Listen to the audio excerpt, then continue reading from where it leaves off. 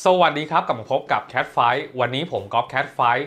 จะมาแนะนำวิธีการติดตั้งและใช้งานฟรีดาวน์โหลด Manager นะครับโปรแกรมช่วยดาวน์โหลดบน Windows 11 ที่เราสามารถใช้งานได้ง่ายครับเราบอกว่าใครที่ใช้งาน Windows 11 อยู่นะครับหรือ Windows 10 ก็ได้ครับต้องการหาโปรแกรมช่วยดาวน์โหลดไม่ว่าจะเป็นไฟล์นะครับโปรแกรมต่างๆหรือขนาดไฟล์ ISO นะครับเราก็สามารถใช้โปรแกรมตัวนี้ช่วยดาวน์โหลดได้นะครับที่สำคัญก็คือเวลาดาวน์โหลดเสร็จแล้วเกิดเราไม่ว่างนะครับเราต้องการหยุดดาวน์โหลดก่อนแล้วก็กลับมาดาวน์โหลดใหม่อีกครั้งก็ทำได้ครับซึ่งขั้นตอนในการติดตั้งและใช้งานนั้นทำยังไงไปชมกันเลยครับเดี๋ยวเรามาดูขั้นตอนในการติดตั้งและใช้งานโปรแกรม Free Download Manager นะครับโปรแกรมช่วยดาวน์โหลดที่สามารถใช้งานทั้ง Windows 10 และ Windows 11 ได้นะครับต้องบอกว่าเป็นโปรแกรมที่น่าใช้มากๆเพราะว่าเราสามารถใช้โปรแกรมตัวนี้ในการช่วยดาวน์โหลดไฟล์ต่างๆอย่างเช่นบางเว็บไซต์ที่แจ้งเตือนว่าโปรแกรมตัวนี้นะครับมีในส่วนของไวรัสหรือเปล่าเงี้ยบางคนก็ถามมาว่าพี่ก๊อฟโปรแกรมมันแจ้งเตือนไม่สามารถดาวน์โหลดได้นะครับหรือบางครั้งเนี่ยเราดาวน์โหลดไฟล์ขนาดใหญ่แล้วบางทีขณะที่เราดาวน์โหลดเนี่ยยังดาวน์โหลดไม่เสร็จแล้วเราต้องไปธุระก่อนเราก็สามารถหยุดนะครับในส่วนของการดาวน์โหลดและพอเรากลับมาอีกทีก็กดดาวน์โหลดต่อเนื่องได้เลยครับซึ่งขั้นตอนในการใช้งานนั้นง่ายมากๆครับเริ่มต้นก็คือพี่ก๊อฟทิ้งลิงก์ไว้ด้านล่างแล้วกดเข้ามาจะเจอหน้านี้ชื่อว่า Free Download Manager นะครับกดเข้ามานะครับซึ่งต้องบอกว่าติดตั้งผ่าน Microsoft Store ได้เลยนะครับปลอดภัยแน่นอนนะครับแล้วก็พอเข้ามาหน้านี้นะให้กดติดตั้งครับพอกดติดตั้งปุ๊บมันจะลิงก์เข้าไปที่ Microsoft Store นะครับ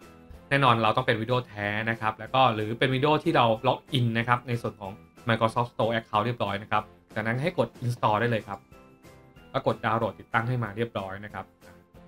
เมื่อติดตั้งเสร็จเรียบร้อยนะครับก็จะมีไอคอนตัวนี้ขึ้นมาครับเนี่ยฟรีดาวน์โหลดนะครับปุ๊บนะครับ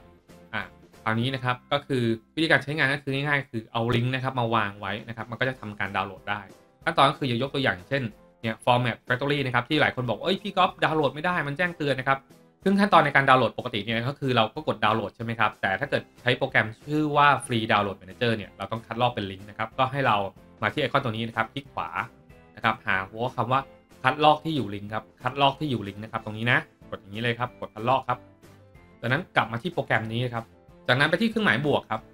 บพอกดเครื่องหมายบวกเนี่ยครับระบบครับก็จะทำการไปเช็คว่าเราคัดลอกลิงก์ตัวไหนมานะครับก็กดคัดลอกมาปุ๊บเนี่ยก็จะเป็นนี่ฮะที่อยู่นะครับจากนั้นก็กดโอเคครับกดโอเคเนี่ยคราวนี้เราจะถามว่าจะไปเซฟที่ไหนนะครับอาจจะไปเซฟที่ดาวน์โหลดกันเลยก็ได้ครับกดที่ดาวน์โหลดนะครับแล้วก็กดดาวน์โหลดครับปึ๊บเนี่ยฮะก็ทำการดาวน์โหลดได้ทันทีเสร็จเรียบร้อยครับเนี่ยครับง่ายๆแบบนี้เลยนะครับกรณีที่พี่ก๊อฟบอกแล้วเกิดเป็นไฟล์ขนาดใหญ่ครับสมมติว่าพี่ก๊อฟจะดาวน์โหลด Windows 11นะครับพี่ก๊อฟก็จะต้องคลิกขวาตรงที่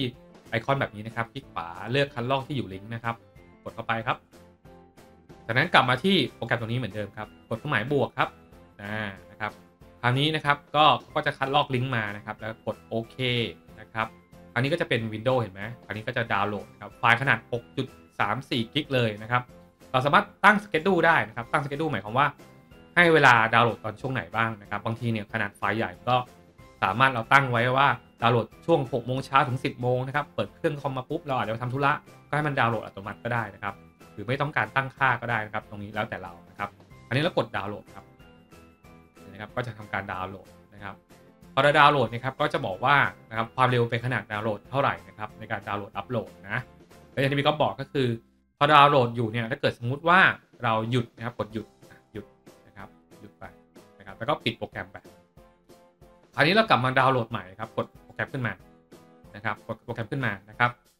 บถ้านะครับระบบเว็บไซต์นั้นยังให้เป็นลิงก์เดิมก็คือยังมีการคงลิงก์นั้นไว้นะครับเราจะสามารถกดดาวน์โหลดต่อเนื่องได้นะครับแล้วตัวอย่างกดตรงนี้กดดาวน์โหลดต่อเห็นไหมครับก็ดาวน์โหลดได้แต่บางเว็บไซต์เนี่ยก็จะเป็นบางเว็บไซต์นะพอเราเรียกว่าปิดไปปุ๊บเนี่ยนะครับหรือระบบมันมีการตัดลิงก์นะฮะมันก็จะไม่สามารถดาวน์โหลดต่อเนื่องได้แต่ถ้าเกิดเป็นเว็บไซต์ที่สามารถให้เรียกว่าคงลิงก์ให้เราดาวน์โหลดนะครับอันนี้จะสามารถดาวน์โหลดต่อเนื่องได้นะครับนี่คือโปรแกรมชื่อว่า Free Download Manager นะครับซึ่งต้องบอกว่าเป็นโปรแกรมที่ฟรีนะครับพี่ก๊อฟแนะนำว่าควรมีติดไว้ในคอมนะครับเพราะว่ากรณีที่เราดาวน์โหลดไฟล์ต่างๆนะครับเราสามารถใช้ตัวโปรแกรมตัวนี้ช่วยดาวน์โหลดได้นะครับใครยังไม่เคยลองใช้ลองนำเทคนิคไปใช้งานกันดูนะครับและนี่ก็เป็นเทคนิคนะครับที่มาฝากกันในวันนี้ถ้าชอบกดไลค์ถ้าใช่กดแชร์ก่อนจะจากกันไปครับอยากให้กำลังใจพวกเรานะครับสามารถกดซุปเปอร์แตงนะครับเพื่อเป็นทุนทรัพย์ในการพัฒนาช่องต่อไปหรือจะกดติดตามและกดกระดิ่งนะครับเป็นกำลังใจให้พวกเรานะครับแล้วพบกันใหม่ในคลิปต่อไปกับ Cat Fight ครับ